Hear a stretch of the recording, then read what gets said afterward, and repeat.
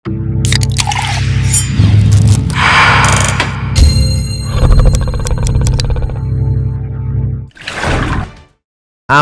apa yang bisa kita kerjakan untuk membenteng diri dari sifat riya? Oh, nyindir saya ini ah. Nampaknya nyindir saya ini. Yang riya ini kan yang ceramah kan? Jamaah mana mungkin riya? Saya paling hebat, saya yang paling tinggi, saya yang paling banyak follower, saya yang paling sering di TV One, saya yang paling viral, hidung pun mendongak. Sering-seringlah mengingat mati. Makanya kalau ada orang mati datang, buka penutup wajahnya, cium, terasa sejuk macam es batu. Mengkebumikan orang di kubur, datang, tengok, masuk ke dalam lubang kubur, sambut jenazah, antarkan ke dalam. Sadar diri, tahu diuntung. Hai Abdul Somad, nanti kau mati, kau masuk ke liang lahat, kau masuk ke kubur, yang menemanimu hanya amal soleh. Jamaah dari Selat Panjang sebanyak ini nih ya, ada yang mau masuk ke kubur Abdul Somad agak semalam? Ada? Mana ada? Matilah sendiri. Ibu yang sayang sama bapak, kalau bapak meninggal nanti ada di antara ibu yang mau masuk ke dalam? Mana ada? Walaupun ibu menangis, abang, yang lain pun menahan pula, jangan masuk bu, jangan. Padahal kalau kita biarkan, bukan dia mau masuk. Oke, nanti kalau ada perempuan menangis pas suaminya mau dikubur, jangan ditahan, biarkan aja. Tengok, mau nggak masuk? Nah, masuklah, masuk. Mana ada? Sandiwara dia aja tuh. Oleh sebab itu maka ketika kita mengingat mati ini, bangkit semangat kita. Jangan lagi di wallpaper itu gambar artis, jangan lagi di HP itu gambar-gambar dunia, tapi buatlah gambar liang lahat. Ustadz, HP Ustadz gambar apa? Saya pun lupa apa gambarnya. Oh, tak ada, gelap aja. Malam. Kalau siang baru dia terang. Gelap aja, tak ada apa-apa. Dulu pernah saya buat gambar liang lahat, supaya asal menengok datang orang nelpon, ingat mati. Asal tengok. Asalnya saya robah gambar liang lahat ini ketika saya sedang sendiri malam-malam nyetir jam 2, masuk telepon di bawah pokok rambung karet. Datang pula, takut saya. Oleh sebab itu buatlah sesuatu yang selalu mengingatkan kita pada mati. Mengapa disuruh selalu baca Yasin?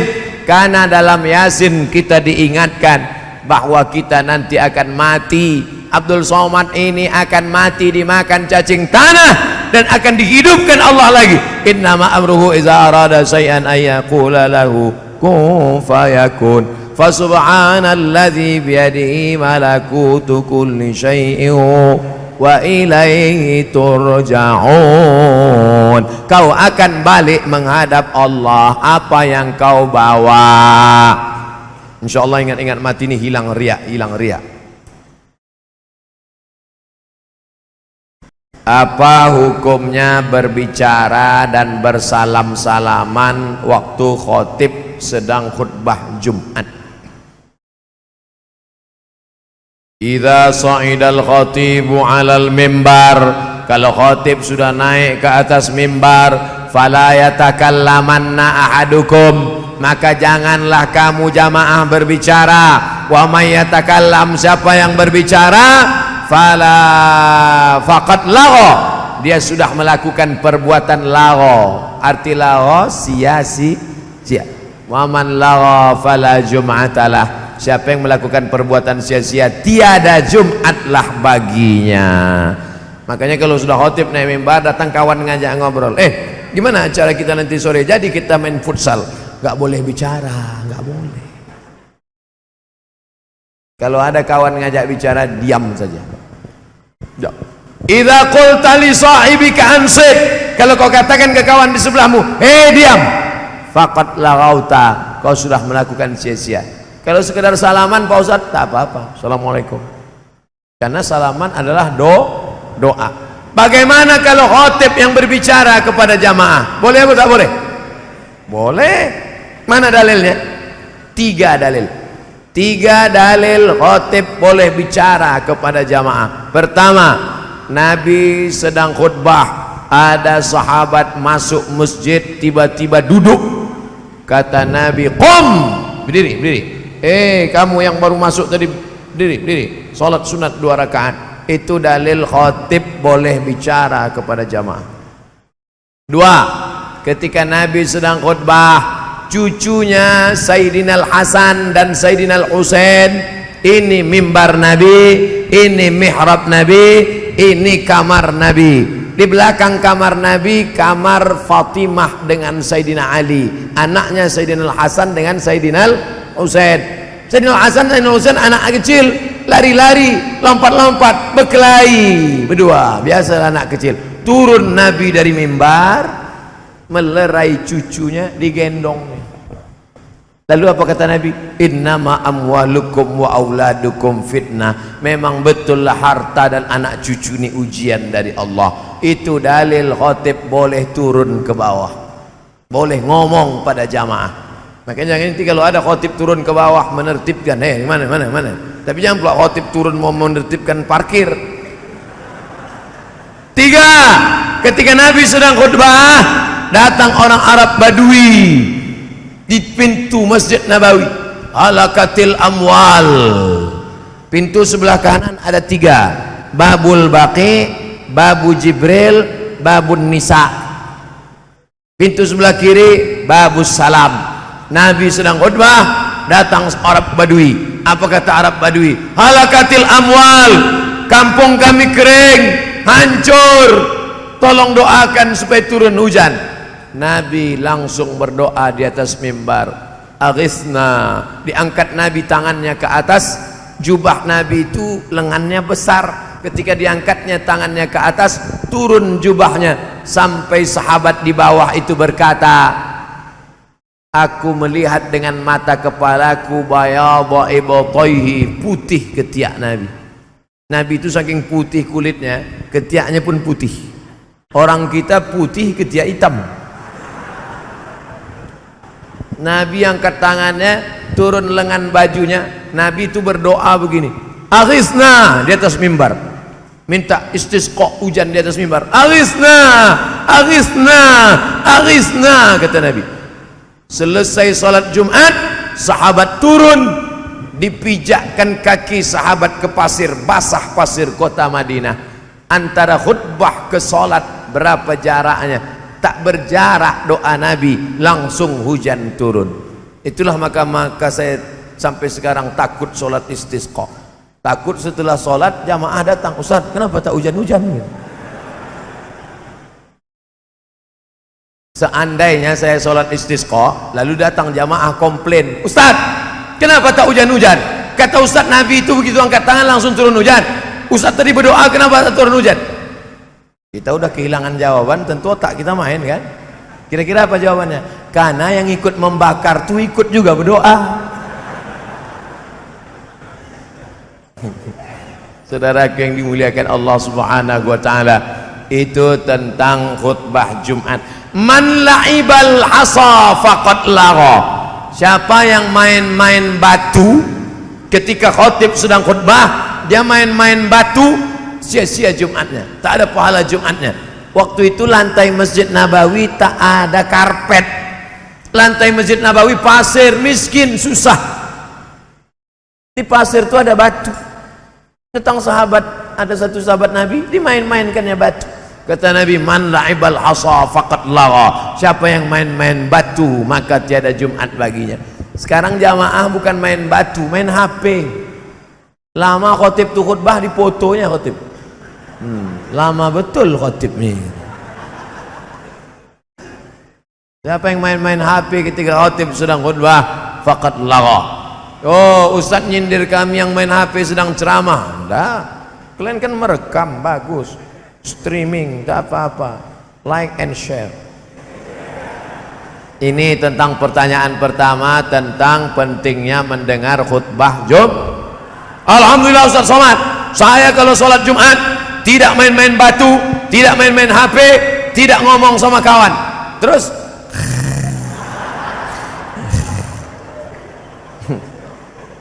Ini lebih parah lagi. Karena tujuan sholat Jumat adalah mendengar khutbah perempuan. Kenapa tak sholat Jumat? Kenapa tak wajib perempuan sholat Jumat? Karena suaminya mendengar khutbah Jumat, balik suami dari sholat Jumat, dipanggilnya istrinya, oh my darling, my sweetly, buah hati belayan jiwa, abang mau menyampaikan kepada engkau tentang isi khutbah Ustadz Abdul Somad tadi waktu sholat Jumat. Apa kata Ustadz itu tadi bang? Kata Ustadz Somad, takutlah engkau kepada Allah karena surga terletak di bawah tapak kaki laki.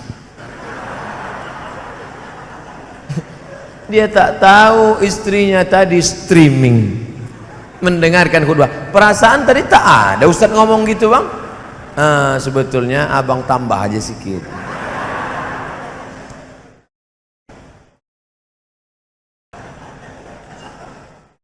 Apa yang bisa kita lakukan kalau sudah terlanjur kredit pada bank konvensional? Nasi sudah menjadi tai ayam. Orang makan riba, bapak cerita bubur juga lagi. Lunasi aja lah. Kalau ada yang bisa dijual, jual ini, bom ini, bam, lunas. Karena menghilangkan barokah. Lebih baik 36 zina daripada makan riba. Maaf. Orang yang mendatangi emak kandungnya sendiri, maaf, beribu maaf. Kalau tak bukan karena hadis Nabi tak saya sebutkan dalam masjid. Malu saya mau menyebutkannya. Orang berzina dengan emak kandungnya sendiri lebih ringan daripada riba. Makanya kalau ada yang bisa dibom, jual tanah ini 2 hektar, tutupkan utang ke konvensionalnya, bom, selesai. Ada tak yang bisa dijual? Tak bisa Pak Ustaz. Kalau saya bomkan ini meledak semuanya Pak Ustaz. Lunasi aja lah. Lunasi aja. Banyak-banyak istighfar. Astaghfirullah Rabbal baraya. Astaghfirullah minal khataya. Saya seorang pelajar Ustadz. Saya menyukai seseorang. Alhamdulillah. Daripada suka tiang listrik. Bagaimana tips agar saya bisa fokus belajar Ustaz?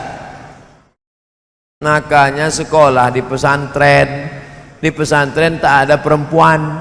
Kalaupun ada perempuan dipisah. Dipisah di pesantren. Saya dulu sekolah di pesantren, santrinya 1.800, laki-laki semua. Nengok perempuan cuman hari Ahad aja, hari Minggu, hari Ahad. Itu pun nenek-nenek yang jenguk cucu. Tapi karena jarang nengok perempuan, nenek-nenek itu pun cantik nampak. Makanya selamatkan anak-anak kita. Saya tak bisa menjamin anak SMP, anak SMA tak pacaran. Sekarang anak SD pacaran sama anak TK. Tengok itu video-video yang dikirim orang di grup-grup WhatsApp, di grup kejadian-kejadian, kekacauan-kekacauan. Anak SD membawakan kue ulang tahun ke pacarnya, ganti-ganti cincin. Ada bapak dapat? SD dikarbit anak-anak kita sebelum dewasa. Tidak ada solusi jalan menyelamatkan anak-anak kecuali pondok pesantren. Daftarkan. Tak ada halangan bagi orang salat panjang untuk memasukkan anak ke sekolah-sekolah pesantren. Ini tak lama lagi masuk tahun ajaran 2020. Anda dari sekarang booking tempat masukkan. Tapi Pak Ustadz, kami sudah daftarkan anak kami belum bisa diterima juga. Kenapa belum bisa diterima? Karena lokalnya kurang. Bawa kelas semen ke situ. Datang ke Ustadz Fauzi. Assalamualaikum Ustadz Fauzi, apa lagi yang kurang? Berapa sak semen, berapa batu bata, berapa batu kerikil, berapa kosen, berapa pintu? Bapak mau bantu? Enggak, nanya aja. Tolonglah. Yang punya rumah besar tinggal, yang punya tanah luas tinggal, yang punya speed banyak tinggal, yang kekal abadi mana? Tuh, satu kelas dari saya, satu kelas dari saya, satu peta dari saya. Itulah yang akan kekal abadi setelah kita mati. Shadaqatun jariyah. Sedekahun jariyah. Besok kita akan bersama tabligh akbar di sana, membangkitkan semangat kita insyaallah. Amin. Jadi Pak Ustadz, tentang anak yang pacaran tadi, kalau sanggup nikah. Mana mungkin saya nikah baru kelas 3 SMP? Banyak-banyak puasa sunat, banyak-banyak olahraga. Berenang itu agak sejam, itu hilang nafsu. Apalagi kalau agak-agak ke tengah sikit, kau hilang sekalian. Makan ikan paus. 2. Macam mana cara membayar solat lama yang sudah kita tinggalkan? Namanya solat qadha. Tadi habis solat isya, langsung habis zikir doa tegak solat qadha. Usolli fardal isya 4 rakaatin qadhaan. Kalau cash adaan, membayar utang qadhaan. Usolli fardhas subhi, besok subuh usolli fardhas subhi rak'ataini ada, usolli fardhas subhi rak'ataini ma'muman qadhaan. Habis salat zuhur 4 rakaat, usolli fardhas zuhri 4 raka'atin qadhaan. Tapi besok habis salat subuh qadhanya jangan di masjid, nanti ketahuan. Salat apa dia? Ba'diyah subuh. Mana ada? Oh qadha ya? Iya, banyak utang. Berapa lama membayar qadha utang ini? Seberapa lama ditinggalkan. Habis satu salat fardu qadha, habis satu salat fardu qadha, habis satu salat fardu qadha. Berapa lama kamu meninggalkan salat? 30 tahun Pak Ustaz. Gantilah 30 tahun. Salat 2019, lunas 2049. Kalau mati sebelum itu, alhamdulillah, utang sudah dihitung lunas, pemutihan. Innamal a'malu binniyat. Jangan gara-gara saya jelaskan qadha malam ini, lalu besok semuanya mengajukan cuti ke Pak Wabub. Semua PNS meranti mengajukan cuti setahun mau mengqadha. Bukan gitu cara. Mengqadha salat itu tetap normal macam biasa. Habis besok satu qadha satu, habis satu qadha satu, habis zuhur qadha zuhur, habis asar qadha asar, habis maghrib qadha maghrib, sampai nanti akhir. Kalau segan di masjid, balik ke rumah. Mudah-mudahan bernilai amal lah pengajian kita malam ini insyaallah. Amin ya rabbal alamin. Pengajian 60 menit, tanya jawab 30 menit, 1,5 jam kita bersama. Kita berharap yang sudah kita bahas tadi kita amalkan, karena tak ada guna ilmu kalau tidak diamalkan. Di akhir majelis mari kita sama-sama berdoa memohon barokah kepada Allah. Saya mau tanya Ustaz, kalau kita dapat asuransi kematian, macam aksiden tu kan dapat asuransi, boleh tak kita hajikan bapak kita yang aksiden itu? Dia dapat asuransi, duit asuransinya sendiri kita bayarkan untuk hajinya, boleh apa tidak Pak Ustaz? Hukum asuransi ada 2, kata Syekh Ali Jum'ah Mufti Mesir. Pertama kata dia, asuransi ini hukumnya haram karena macam judi. Ada orang yang sudah bayar tiap tahun tak mati-mati, tak dapat. Ada baru bayar hari ini, besok batuk mati, langsung dapat. Macam judi, maka duitnya haram. Kata pendapat pertama. Kata pendapat yang kedua, halal, karena dalam asuransi itu ada tolong menolong. Wa ta'awanu 'alal birri wat taqwa wa la ta'awanu 'alal itsmi wal 'udwan. Oke, saya husnuzan. Mungkin saudaraku yang bertanya ini dia pakai pendapat fatwa yang kedua bahwa asuransi itu halal, boleh, maka diambilnya duit asuransi almarhum tadi. Maka itu pemiliknya siapa? Pemilik duit asuransi peninggalan almarhum bukan milik almarhum, karena orang meninggal dunia tak punya harta, berpindah tangan kepada ahli waris. Jadi kalau tinggal 100 juta bagi. Emak masih ada? Ada. Emak berapa dapat? 1/8. Jadi emak 100 juta, emak dapat 12,5 juta. Tinggal 87,5 juta. 87,5 juta bagi lidzakari mislu hadzil unsayain. anak laki-laki dapat 2 kali bagian anak perempuan. Jangan duit itu langsung memberangkatkan almarhum pergi haji, karena sedang duitnya belum dibagi. Setelah dibagi baru tanya, abang-abang, adik-adik, kita sudah dapat semua? Sudah. Bagaimana kalau kita hajikan orang tua kita ini? Setuju. Berapa ongkos berangkat haji sekarang? 50 juta. 10 dari kamu, 10 dari kamu, 10 dari kamu. Dari emak tak usah lagi, karena emak cuma dapat 12,5 juta. Maka patunganlah anak-anaknya ini untuk memberangkatkan haji, namanya badal haji. Badal haji boleh, membadalkan haji almarhum orang tua sudah meninggal dunia boleh. Mana dalilnya? Labbaik Allahumma subrumah, kata sahabat Nabi, labbaik Allahumma subrumah, aku hajikan subrumah. Siapa subrumah itu? Saudaraku. Kata Nabi, kau sudah haji apa belum? Belum. Hajikan dulu dirimu, baru hajikan subrumah. Itulah dalil boleh menghajikan orang lain, namanya badal haji. Tapi jangan sampai bapak ibu di Selat Panjang kena tipu sama mafia badal, ambilnya duit 1.000 rial, 1.000 rial, 1.000 rial, padahal tak dibuatnya. Hati-hati juga, banyak juga Abu Lahab, Abu Jahal. Dalam doa solat duha ada kalimat,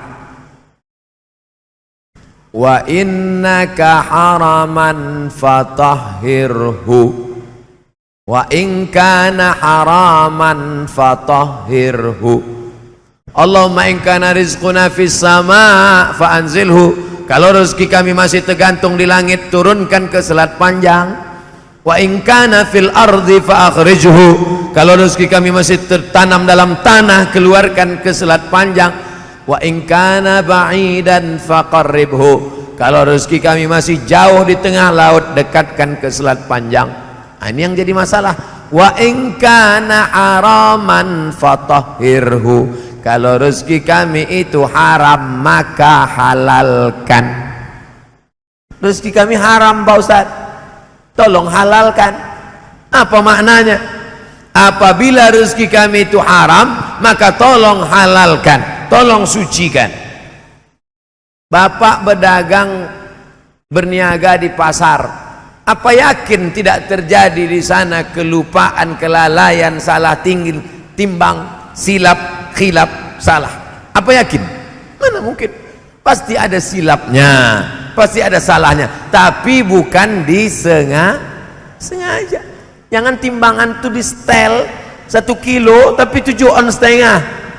Lalu berdoa, ya Allah, kalau haram tolong halalkanlah.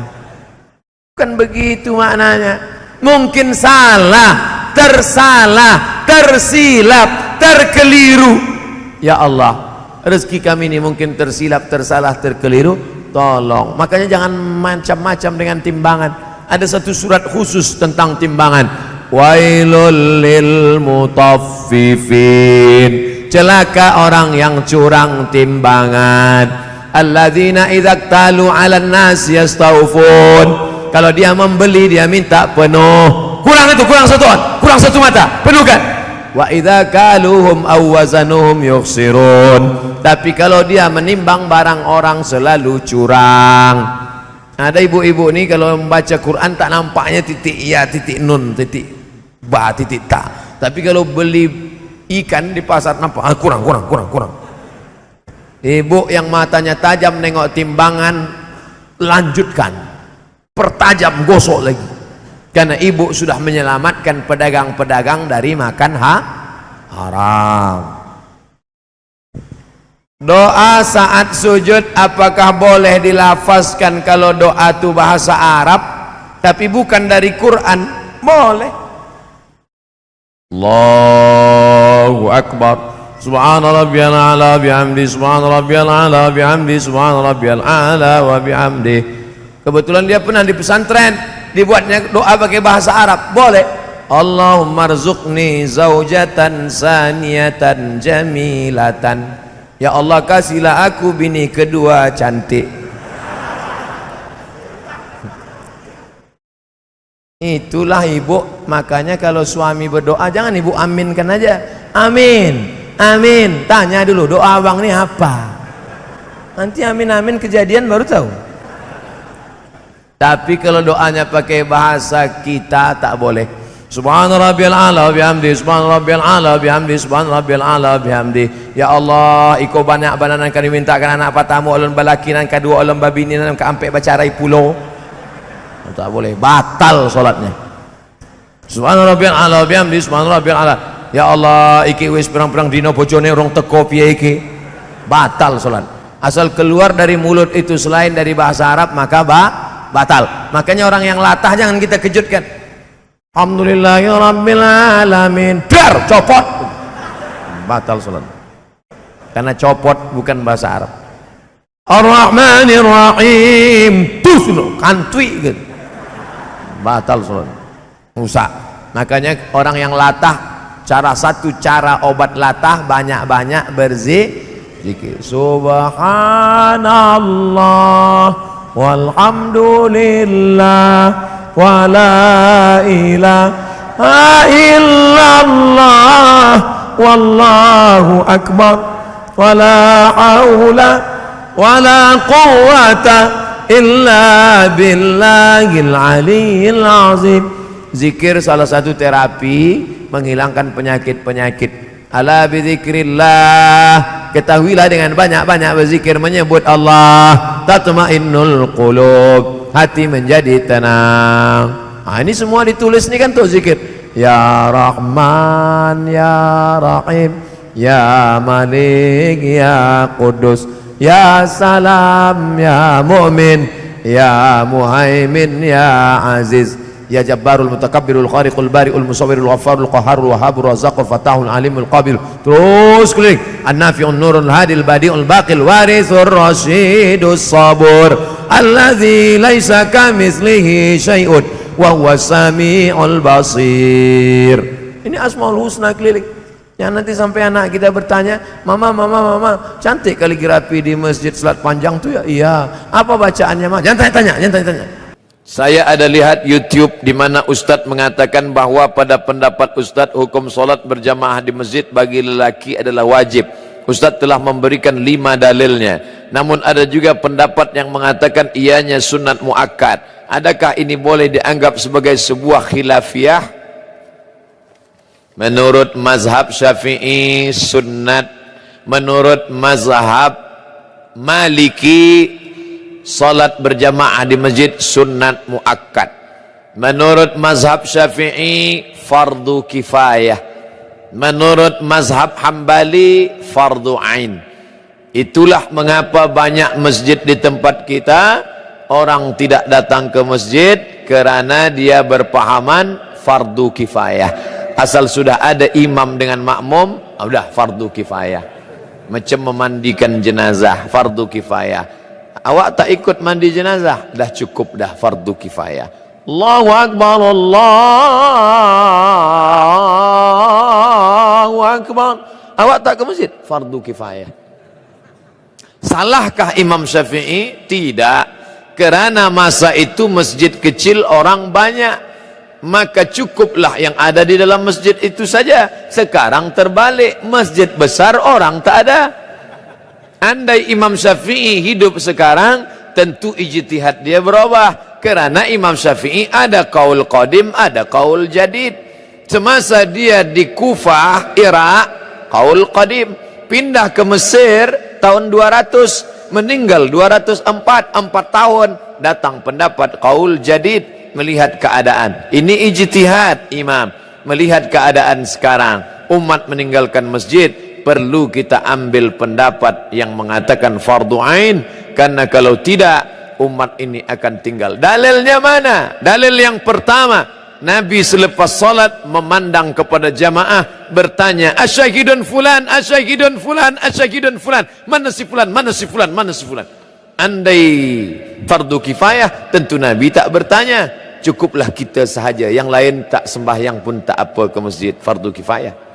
2, Nabi mengancam, layan tahyanna, mereka yang tidak sembahyang ke masjid, layan tahyanna, berhenti, jangan lagi buat sembahyang di rumah. Kalau mereka tetap buat sembahyang di rumah, la uharriqanna alaihim buyutahum, aku akan bakar rumah mereka. Ini wa'id menurut ilmu usul fiqh. Wa'id litahdid, ancaman, litahrim, perbuatan itu haram, maka haram lawan daripada haram adalah wajib.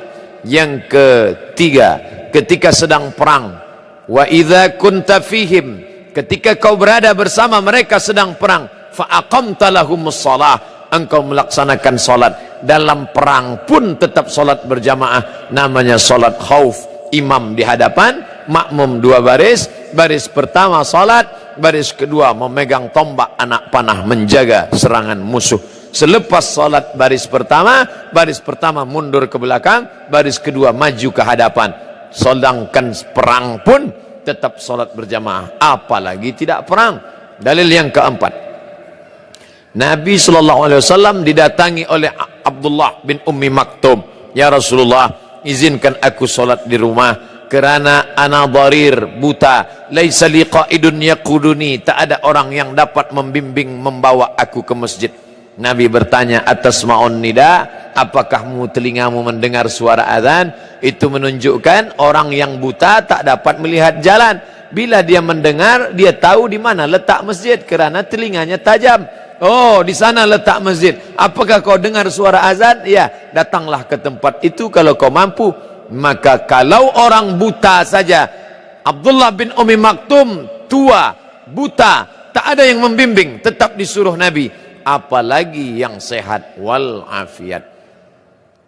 Cukup satu dalil bagi orang yang mau menerima kebenaran, tapi 1001 hujah untuk menolak bagi yang bukan mencari kebenaran, tapi hidupnya mencari pembenaran.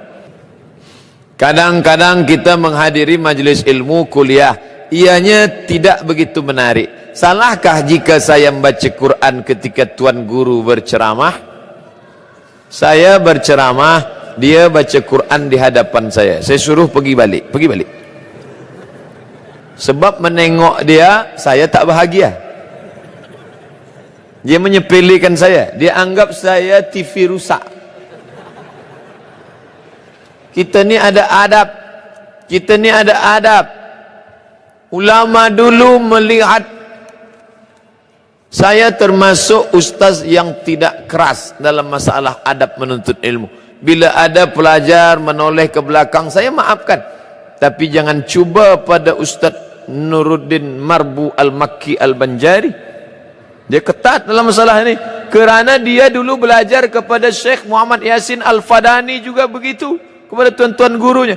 Sekarang ada orang, dia anggap ini, dia duduk semau. Tapi hari ini orang sudah mau ke masjid, sudah alhamdulillah. Daripada tidak. Kalau hukumnya daripada tidak. Saya ni termasuk ustaz yang ustaz daripada tidak sama sekali. Tapi ada ustaz yang serius, memakai sorban, memakai jubah, maka dia harus juga iltizam dengan waktu, dengan adab-adab menuntut ilmu. Oleh sebab itu, kalau nak baca Quran, pergi baca Quran. Kalau nak mengaji.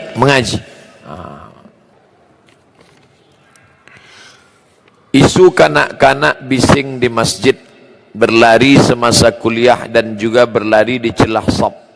Ada ustaz menyatakan bahawa memang fitrah anak-kanak suka bermain, merujuk kepada alasan di bawah bahawa kanak-kanak bising tak perlu ditegur. Satu, perbuatan Nabi mendukung cucunya Umamah waktu mengimami solat fardu menunjukkan tiada halangan membawa masuk kanak-kanak ke dalam masjid.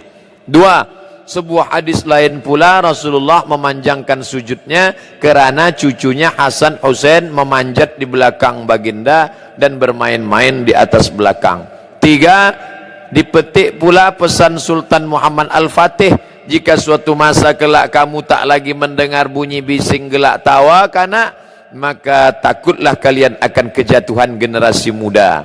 Soalan, betulkah kanak-kanak bising dalam masjid tak perlu ditegur? Walaupun kebisingan itu menimbulkan rasa tak senang di kalangan jamaah, tak dapat fokus pada kuliah ataupun solat. Satu, apa peranan pengurus dan pimpinan masjid? Dua, apa peranan ibu bapa sendiri membiarkan kanak-kanak? Tiga, apa peranan jamaah yang lain? Pertama, sobi. Kedua, mumayyiz. Ketiga, amrad. Sobi, anak kecil yang tak boleh ditegah. Dia belum dapat membezakan mana sayang, mana marah. Bila kita tegah dia pula berbalik. Budak sobi macam ini 1, 2, 3, 4 tahun tak boleh dibawa ke masjid. Begitu fatwa ulama Saudi Arabia. Seorang sembahyang, pakcik tua berkacamata, dia letak di bawah. Budak-budak lari-lari. Dia cemas menengok tu. Ini 1, 2, 3, 4 tak boleh bawa. Yang boleh dibawa mumayyiz, dia belum akil baligh tapi dia sudah boleh menerima amaran, maka dibuatkan satu saf di belakang, satu saf. Begitu dalam fatwa Syekh Atiyah Saqar, Mufti Al-Azhar. Anak-anak yang belum akil baligh dibuat satu saf di belakang. Apakah anak kanak-kanak ini memutus saf? Kanak-kanak tidak memutus saf dengan 2 syarat. Yang pertama, dia sudah berkhitan, kerana bila belum berkhitan ada najis di ujung. Yang kedua, kanak-kanak banyak wuduknya tak sempurna, dia ambil air, dia gosok-gosok saja biji mata dia. Nah, kalau wuduknya tak sempurna, dia boleh memutus saf. Oleh sebab itu, bila ada ihtimal, maybe dah sunat ke belum, dah berkhitan ke belum, betulkah, maka daripada dia mengganggu, dibuatlah satu saf di belakang. Ada satu orang dewasa, saya masuk ke Masjid Raya Riau, ada seorang dewasa membawa kayu rotan. Saya tanya, ini nak pukul anak-anak kah? Tidak, lantai sahaja.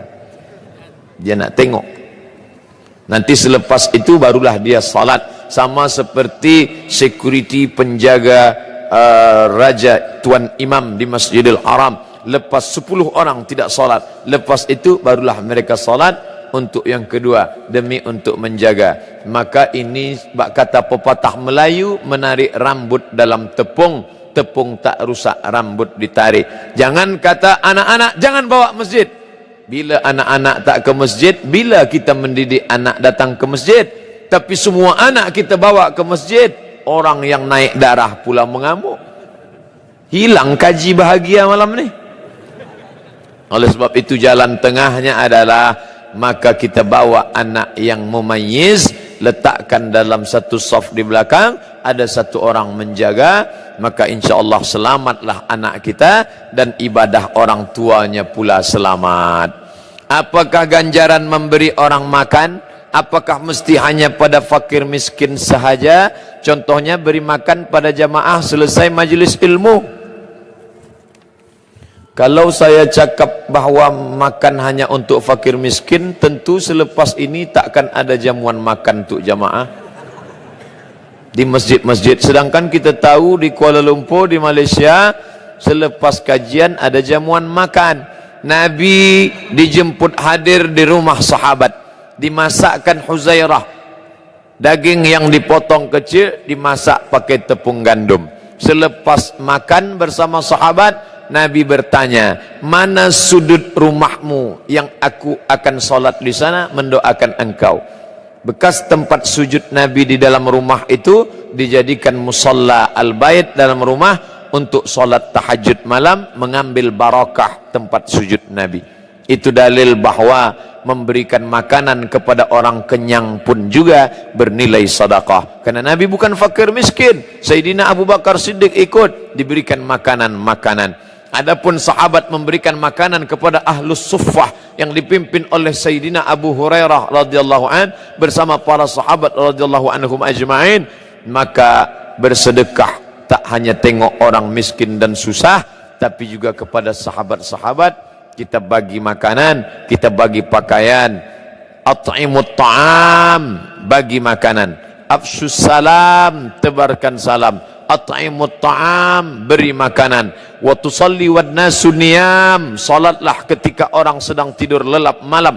Tadkhulul jannata bisalam, maka kau akan masuk surga dalam keadaan selamat, senang, sentosa. Mana yang lebih utama? Kita memerangi Syiah atau memerangi Zionis Yahudi laknatullah pada masa sekarang ini? Kita tidak boleh bersama dengan Syiah dalam 5 masalah, kata Syekh Ali Jum'ah. Yang pertama, mereka mewajibkan beriman kepada imam 12. Sesiapa sahaja yang tidak percaya kepada imam 12, maka kafirlah dia. Dia kafirkan kita kerana kita ahlu sunnah tak percaya pada imam 12. Dua, mereka berkata selepas Nabi meninggal dunia maka yang layak menggantikannya adalah Ali. Maka sesiapa saja yang merampas kuasa Ali maka kafirlah dia. Atas sebab inilah mereka mengkafirkan Abu Bakar, Umar, Utsman dan sahabat. Mereka kafirkan sahabat kecuali 3. Siapa dia? Miqdad bin Aswad, Abu Dzar Al-Ghifari dan Salman Al-Farisi. Lain daripada itu kafir. Maka perhatikan, bila ada ustaz mengkafirkan sahabat Nabi, ini ciri daripada sifat Syiah. La tusalli khalfa rafidhi, jangan engkau salat di belakang Syiah Rafidah. Datang sahabat Imam Syafi'i bertanya, kata Syafi'i, jangan kau salat bila imamnya Syiah Rafidah, jangan kau salat di belakangnya. Sifhum lana, beri kami ciri sifat dia supaya kami tahu bahawa dia Syiah Rafidah. Man qala inna Aba Bakrin wa Umar laisa bi imamaini fahuwa rafidhi. Sesiapa sahaja yang menyebut bahawa Abu Bakar dan Umar tak layak menjadi khalifah kerana merampas Ali, maka dia adalah Syiah Rafidhi. Imam Syafi'i berkata demikian. Yang ketiga, mereka berkata bahawa Al-Quran itu adalah yang dibuat-buat oleh Abu Bakar, Umar dan Utsman, bersekongkol membuat Quran. Mereka buang nama-nama Ali dalam Al-Quran. Sesungguhnya kami punya mushaf namanya Mushaf Fatimah yang sedang dipegang Imam Al-Qaim, tebalnya 3 kali lipat daripada yang ada di tangan kamu, dan nanti Imam Al-Qaim datang. Bila mereka tidak percaya kepada Quran yang sekarang, mengapa mereka tetap memegang Quran yang ada sekarang? Itu pun mereka bahaskan. Sementara Quran yang asli datang, maka bacalah yang palsu ini dulu. 4, mereka mengatakan Allah tak tahu apa yang terjadi di masa akan datang.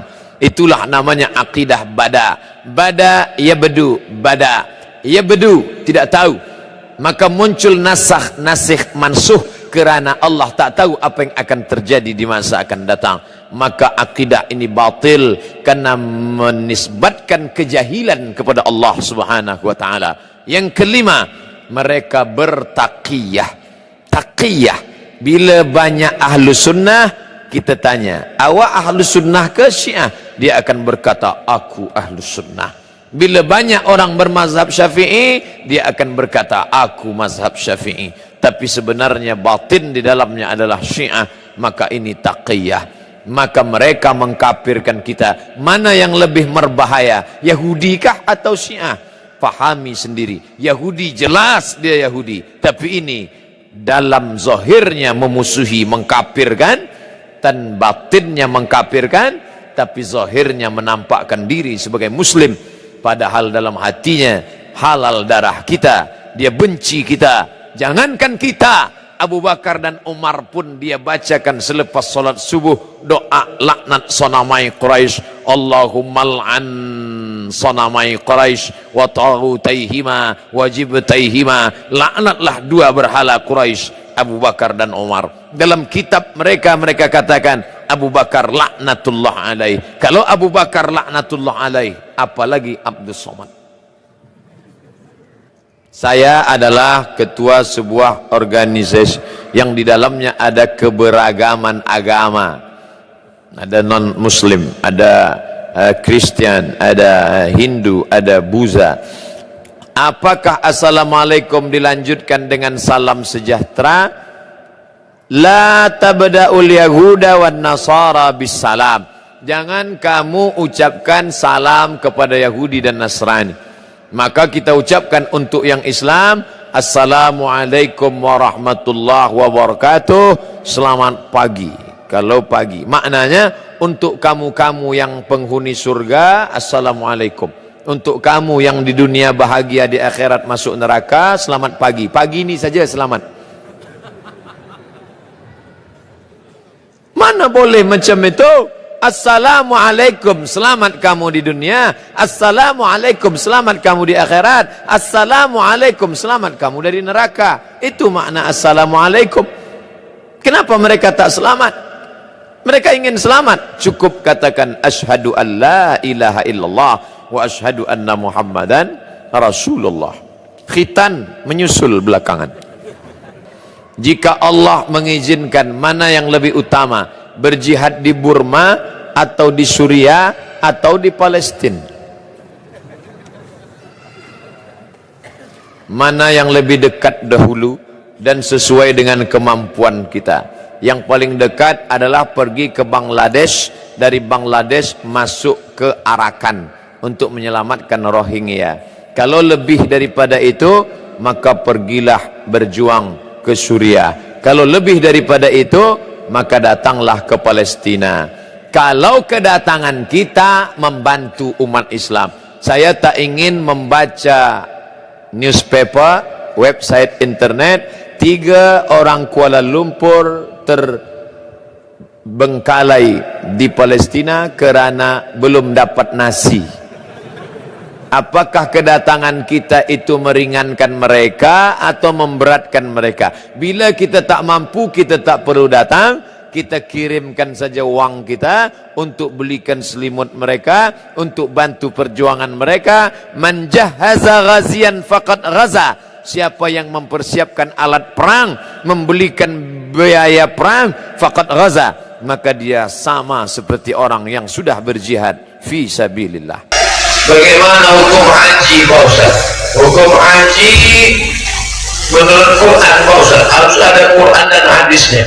Walillahi 'alan nasi hajjul baiti man istata'a ilaihi sabila. Allah mewajibkan haji bagi siapa yang mampu. Ibu bapak yang tak mampu haji tak perlu. Al-hajjul mabrur, haji yang mabrur, laisa lahu jazaa illal jannah, balasannya surga. Kalau tak mampu gimana? Jadi gimana kami masuk surga kalau Ustaz tidak haji? Man 'ala thalatha banatin, siapa yang membesarkan 3 anak perempuan, fa'adabahunna, didik dengan baik, masukkan ke daerah, wasawwajahunna, nikahkan dengan orang baik, wa ahsana ilaihinna, buat baik sampai mati, falahul jannah. Kau tidak haji tapi anakmu kau didik, kau masuk surga. Kau haji tapi anakmu kau biarkan pakai celana jin, baju hantu, malah kau masuk neraka. Oleh sebab itu maka jangan berkecil hati kalau tidak bisa haji. Sebab antri menunggu 20 tahun Pak Ustaz. Apakah wajib atau tidak? Haji tetap wajib walau berapa tahun pun. Oleh sebab itu store ONH, ongkos naik haji. Makanya yang muda-muda bangkit semangat, tanam kelapa. Kenapa Ustaz tiba-tiba ingat kelapa? Saya nampak kelapa. Beli tanah mereka tanam kelapa. Setiap tanam kelapa niatnya mau berangkat haji, mau berangkat haji, mau berangkat haji. Tanam sawit, mau berangkat haji. Begitu. Maka Allah akan sampaikan niat, innamal a'malu binniyat. Ada orang nanam cabai, cabainya sekali panen 200.000. Datanglah kawan kita menawarkan umrah. Ibu, ayo berangkat umrah bersama kami ya. Mana mungkin saya bisa berangkat umrah 24 juta. Cabai ini sekali panen 200.000. Bayar aja DP-nya dulu Bu, 500.000. Akhirnya dia bayar 500.000. Apa yang terjadi? Hebatnya niat dan doa. Tiba-tiba cabainya sekali panen 8 juta, panen kedua 8 juta, panen ketiga 8 juta, 24 juta. Berangkat dia umrah. True story, kisah nyata dari Rokan Hilir, Provinsi Riau. Begitulah hebatnya niat dan doa. Doa silahul mu'min. Ada satu kabupaten Bapak Ibu termiskin, tersusah. Bupatinya cerita ke saya, Ustaz Somad, kabupaten termiskin di sini, jemaah haji terbanyak dari sini, menurut hukum ekonomi ini nggak masuk akal. Kenapa mereka bisa berangkat haji? Karena mereka setiap nanam kelapa mau berangkat haji, mau berangkat haji, mau berangkat haji. Yang daerah lain mau kawin lagi.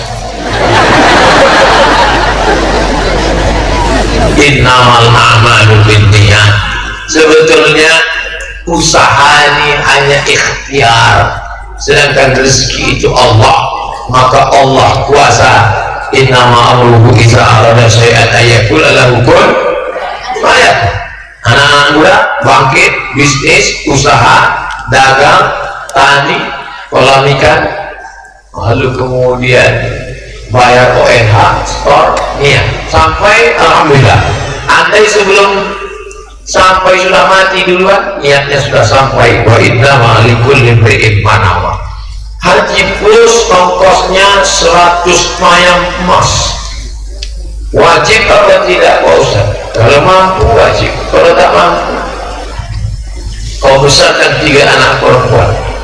Jangankan anak perempuan, bini pun belum dapat Pak Ustaz. Ada satu jurus lagi masuk surga.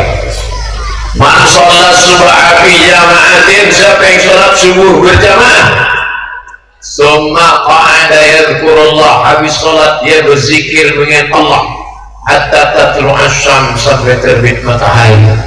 Summa yusalli rak'ataini, setelah itu dia sholat sunat 2 rakaat, sholat isyraq, sholat duha, sholat subuh berjamaah, duduk berzikir dengan Allah sampai terbit matahari. Maka apa kata Nabi? Kanat lahu ka ajri hajjatin wa umrah, dia dapat pahala seperti haji dan umrah. Tamat, tamat, tamat, sempurna, sempurna, sempurna. Hadis riwayat Tirmidzi, status hadisnya hadisun hasan. Nah, sebab itu jangan berkecil hati yang tidak bisa berangkat haji, karena pintu haji tidak hanya satu pintu. Allah bukakan pintu-pintu yang lain. Mudah-mudahan kita ketiga-tiga pintu itu bisa dapat, insyaallah. Amin. Haji berangkat, anak perempuan 3, bisa sholat subuh dan sholat duha, 3-tiganya dapat. Sudahlah nggak berangkat haji, tidak nikah, tak punya anak, sholat subuh jam 8.30. Nauzubillah. Bagaimana hukum membeli arisan? 100.000, 100.000, 100.000, 100.000, 100.000. Nanti diputar duitnya, lalu kemudian menarik 1 juta. Mubah. Al-aslu fil asya al-ibahah. Hukum segala sesuatu adalah hukum asalnya boleh. Lalu akadnya apa? Akadnya dain, hutang. Kami 10 orang, 100.000, 100.000, kami goncang duit, maka sebenarnya saya berutang kepada 9 orang. Akadnya itu akad hutang. Makanya sebelum ikut arisan itu jantungnya yakinkan sehat. Karena gini, kalau tidak waktu digoncang itu jantung gak normal. Iya, kalau nama dia keluar, kalau nama orang lain yakin kan? Nah, yang keluar nama bapak bulan, tiba-tiba dibeli. Saya belilah ini, kamu ini, kami beli. Berapa kau beli? 1.100.000. Yang 100 itu riba, karena uang beli uang, uang bayar uang, riba. Tapi kalau dia katakan aku pakai punya engkau ini 100 juta, nanti pas nama aku turun engkau yang ambil, tak ada lebih, tak ada kurang, tak ada, boleh murah. Tapi kalau dia jual, maka beras dengan beras, gandum dengan gandum, garam dengan garam, emas dengan emas, perak dengan perak, menyebabkan jatuh dalam keadaan riba. Jangan sampai kita makan riba. Alladzina ya'kuluna riba, orang yang makan riba, la yaqumuna illa kama yaqumul ladzi yatakhabbathu syaitanu minal mas. orang yang makan riba nanti di akhirat bangkit dari kubur seperti orang yang kerasukan setan. Bagaimana cara hijrah agar istiqomah dari cinta yang haram?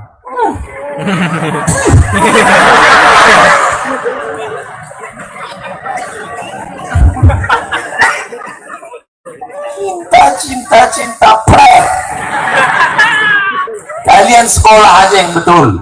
Sekolah. Ustaz, saya mau menjalin hubungan ini dengan dia. Setelah melihat wajahnya, malam tak tidur, siang tak kenyang, sedang bayang siang dan malam jadi kenangan. La ilaha illallah. Kau sekolah aja. Taman Aliyah ini dari Cilenti, nanti sambung. Kalau hebat baca Quran, muhatam Quran, hafal 30 juz, beasiswa menunggu engkau di Universitas Islam Indonesia Yogyakarta. Pulang kau jadi dokter spesialis, kerja di Rumah Sakit Umum Arifin Ahmad. Dokter spesialis, siapa yang tak mengajar engkau? Aku aja Ustaz, peot udah tua lisut, kurus 42 tahun, umur hampir 43. Coba tengok komen-komen di FB, di Instagram. Apa kata mereka? Ustaz, jadikan yang kedua ya. Apa lagi kalian yang ganteng-ganteng ini? Yang penting kalian serius saja belajar sekolah. Tak ada tuh pacaran kalian, pacaran, hamil, muntah-muntah. Yang muntah-muntah laki-laki apa perempuan? Perempuan. Melahirkan anak mati, laki-laki apa perempuan? Perempuan. Anak lahir yang menjaganya, menyusukannya, laki-laki apa perempuan? Dia enak aja jalan sana sini. Dia datang-datang sekali jadi modal plus di situ. Jaga kehormatan kita.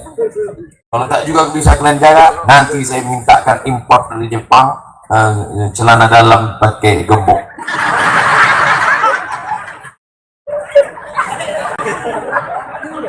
Apakah orang bercadar dikatakan sesat? Jilbab ajaran Islam, cadar ajaran Islam. Maka bolehkah mengejek orang berjilbab? Tidak. Maka siapa yang mengejek orang bercadar sama dengan mengejek orang berjilbab, sama dengan mengejek Nabi Muhammad Sallallahu Alaihi Wasallam. Yang tidak setuju bercadar jangan ejek. Hai perempuan yang bercadar, kalau ada yang mengejek kalian, kenapa kalian bercadar? Aku bercadar bukan menjaga pipiku, aku bercadar bukan menjaga keningku, aku bercadar bukan menjaga hidungku. Lalu kenapa kau bercadar? Aku bercadar menjaga mata lakimu yang gatal. Perempuan yang cantik lebih bagus dia bercadar. Bayangkan kalau ada perempuan cantik dari Kuansing ke Pekanbaru tak bercadar, habislah macet jalan Sudirman, supir-supir angkot bertabrakan. Meleleh Helios supir angkot. Bayangkan kalau kalian yang cantik-cantik mahasiswi tidak bercadar, masuk di kelas duduk paling depan. Banyak dosen-dosen tuh menulis whiteboard sampai habis ke lantai. Jadi mahasiswi sekali ya. Pak, habis, oh iya. Bagus kalian bercadar. Kenapa kalau ada perempuan bercadar kalian aja? Hai, ninja nih. Kenapa kalau perempuan bercadar kalian aja, tapi perempuan pakai rok pendek kalian diam? Kenapa kalau perempuan bercadar kalian olok-olok, tapi kalau ada orang yang tidak bertudung kepala kalian diam? Berarti otak kalian sungsang. Ustaz marah? Enggak, lapar aja sedikit. Enggak, bercanda. Saya sudah makan tadi. Dan makan di hotel, di sini pula makan langsat duku, Masya Allah. Apa hukum sholat orang yang bertatu? Ini mancing-mancing aja. Jawabannya udah banyak, macam-macam video. Orang yang bertatu sholatnya sah, karena air wudhu tidak menghalangi. Yang menghalangi air wudhu itu kutek. Tapi kalau daun inai, daun pacar tidak. Yang tak boleh itu kutek. Di atas black kutek, di bawah black kaki. bagi undangan daki dari kiri pula. Gimana cebok? Harus cebok. Itulah dibuatkan ke bawah.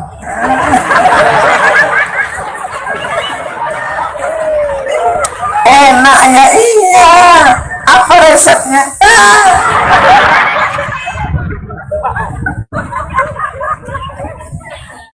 Coba tengok anak-anak Aliyah, ada kukunya panjang. Mana ada anak Aliyah? Besar kok tahu? Saya dari Aliyah Nurul Falah Air Mole Indragiri Hudu. Kuku kami diperiksa dulu yuk. Kuku. Nah, mana kuku panjang? Kuku panjang dipukul pakai penggaris Mister. Kuku panjang. Potong. Asfaraka kuku. Inna syaitana yaqudu ma qala minha. Setan duduk di kuku yang panjang. Ini kadang kita sholat rukuk Allahu Akbar. Panjang kuku kau. Akunya potong. Aja potong kuku hari Jumat. Hari Jumat potong kuku. Hari Jumat mandi. Hari lain tak mandi. Mau sholat Jumat mandi harum. Jangan sampai masuk masjid kawan ingat Allah, kawan sebelah ingat ketiak.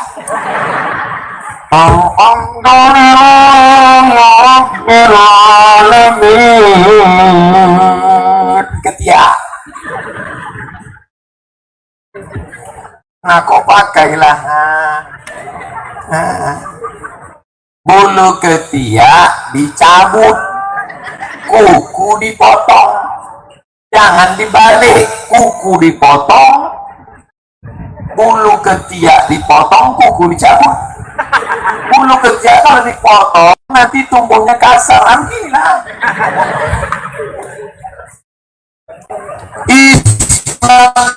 Semua diatur, kuku kaki sampai bulu ketiak sampai semua diatur oleh Islam. Makanya udkhulu fisil nikafah, masuklah Islam secara sempurna. Hai preman-preman yang sudah tobat, yang bertato-bertato, jangan kalian hiraukan cakap orang. Apa ente bertato kok masuk masjid? Aku bertato masuk masjid, kau tak bertato tak pernah ke masjid. Dulu dia preman bertato, sekarang hafal Quran dari imam. Bismillahirrahmanirrahim. Ya ayyuhalladzina amanu taqullah.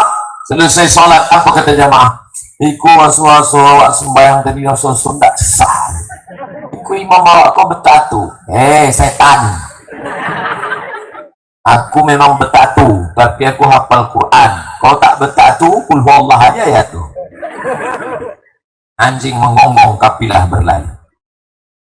Apakah boleh kalau wanita berselawat dengan suara keras atau memakai mikrofon? Karena ada pendapat bahwa suara wanita itu haram, tak boleh didengar.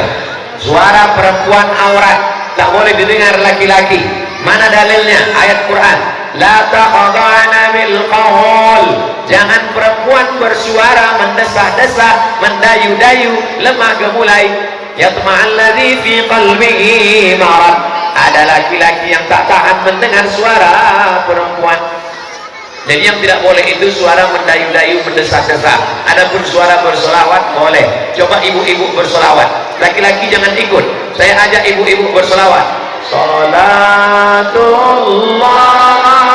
salamullah ala taha rasulillah. Salamullah ala habib. Tolong laki-laki yang bersahwat mendengar suara tadi angkat tangan. Ada laki-laki bersahwat mendengar suara perempuan bersolawat? Kalau ada tolong ikat biar kami bawa ke rumah sakit kita. Jadi yang tak boleh itu suara perempuan yang mendayu-dayu, mendesah-desah. Makanya di Indonesia ada qari'ah perempuan. Siapa dia? Ibu Hajah Maria Ulfa MA. A'udzubillahi minasyaitonirrajim. Bismillahirrahmanirrahim. Tiba-tiba datang laki-laki ngangkat tangan, bu, aku bernafsu dengan ibu-ibu punya grup nasib di Belang Pulau, masih ada nasib? Lanjutkan, nyanyi ibu. Kalau sampai laki-laki bernafsu mendengar nyanyi itu, ibu berdosa. Nyanyikan lagu yang tidak membuat nafsu. Bila Israel datang memanggil, jasad terbujur di pembaringan. Ada nafsu laki-laki mendengar lagu. Jelas.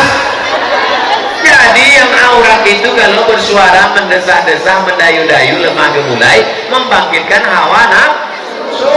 Makanya jangan kalian anak gadis bersuara mendesah-desah. Kalau ada telepon masuk, tegas-tegas saja. Assalamualaikum. Waalaikumsalam. Di mana nih? Belang Pulau. Di mana itu? Lok Semawe, Aceh. Mau apa tuh?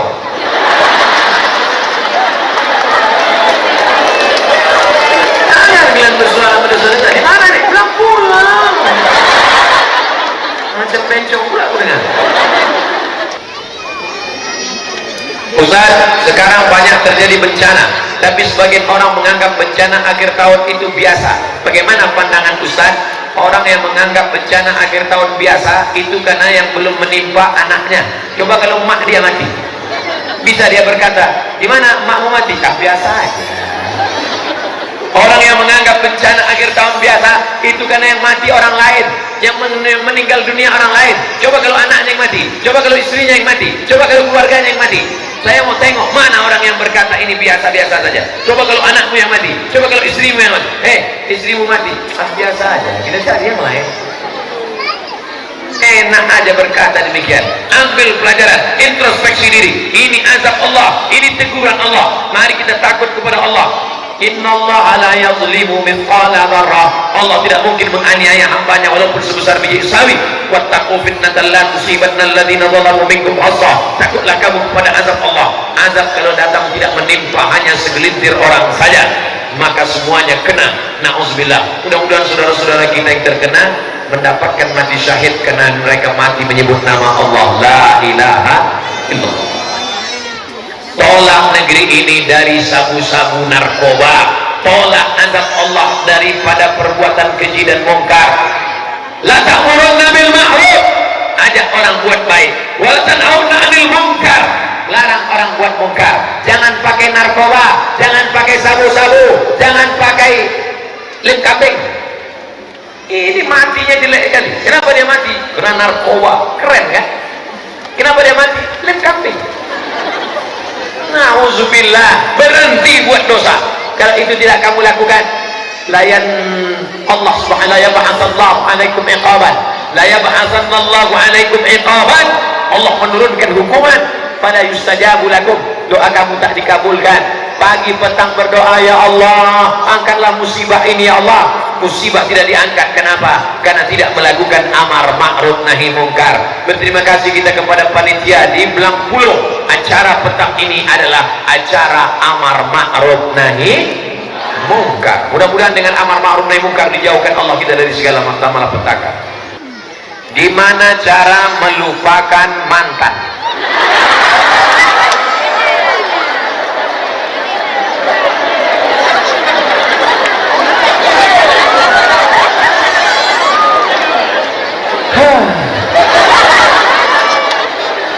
Ini orang susah move on.